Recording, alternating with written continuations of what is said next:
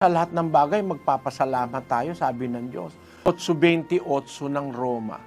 At nalalaman natin ang lahat ng mga bagay ay nagkakalakip na gumagawa sa ikabubuti ng mga nagsisiibig sa Diyos. Kaya pala naman dapat Sa ipagpasalamat mo lahat ng bagay eh. Lahat pala naman ng bagay na mangyayari, ikabubuti mo eh.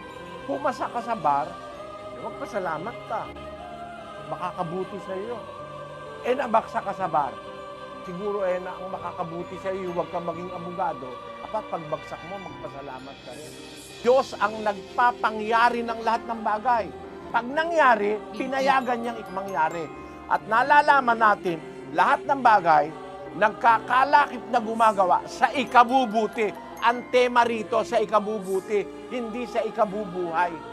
Kung ano man ang nangyari, kinabuhay mo o ikinamatay mo, ang punto ng Diyos doon, yung ikabubuti mo. May nangyari sa yung isang bagay, ikabubuti mo yun. Hindi mo yun ikakasama. Kahit halimbawa, pinalo ka ng Diyos, ikabubuti mo yun eh. Nakaranas ka ng palo ng Diyos, nawala ka sa trabaho, itinakwil ka ng asawa mo, itinakwil ka ng kaibigan mo, nagkasakit ka, nalugi ang negosyo mo. Dapat mong maisip yung pinapangyari ng Diyos, ikabubuti mo.